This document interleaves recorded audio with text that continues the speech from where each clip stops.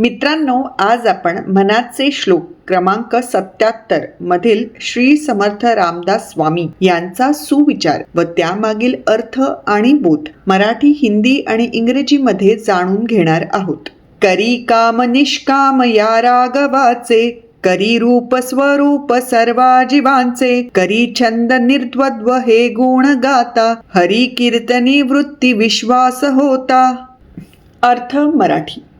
या श्लोकात रामदास स्वामींनी मनाने कसे आचरण करावे याबद्दल सांगितले आहे की कर्म करताना फळाची आसक्ती न ठेवता राघवाची सेवा समजून कर्म करावी.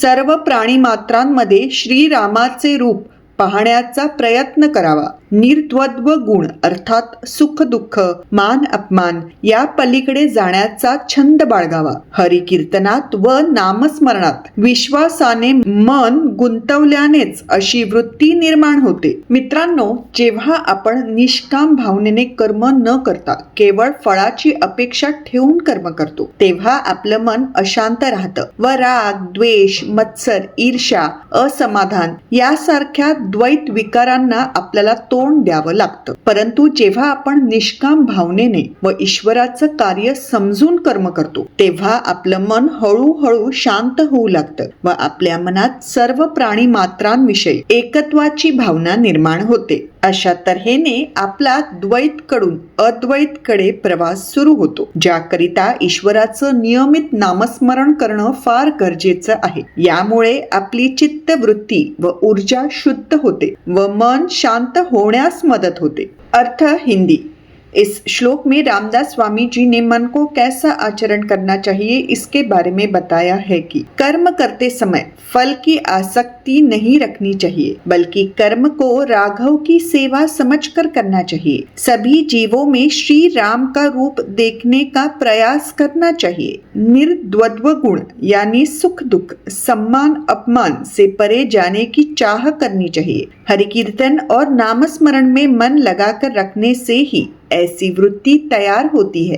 दोस्तों, जब हम निस्वार्थ होकर काम नहीं करते बल्कि केवल फल की उम्मीद से काम करते हैं, तब हमारा मन बेचैन रहता है और हमें गुस्सा, नफरत, जलन, ईर्ष्या और नाखुशी जैसे दोहरे विकारों का सामना करना पड़ता है. लेकिन जब हम निस्वार्थ भावना से और परमेश्वर का कार्य समझ कर कर्म करते हैं, तब हमारा मन धीरे धीरे शांत होने लगता है और हमारे मन में सभी जीवों के साथ एकत्व की भावना पैदा होती है.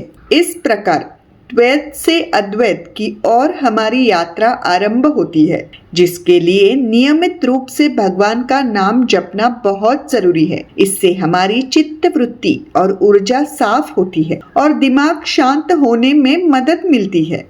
अर्थ English. In this shloka, Ramdas Swamiji has talked about how the mind should behave.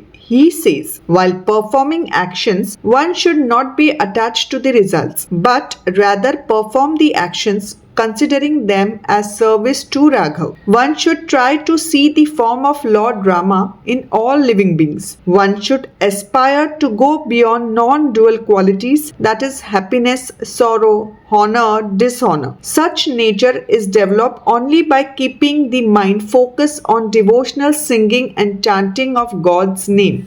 Friends, when we do not work selflessly but only with the expectation of results, then our mind becomes restless and we experience negative emotions such as anger, hatred, jealousy, envy, and unhappiness. But when we work selflessly and understand our actions as God's service, then our mind gradually becomes calm and a feeling of oneness with all living beings arises within us. Thus, our journey from duality to non-duality begins. For this, regularly chanting the name of God is very important. This cleanses our mental state and energy and helps to calm the mind.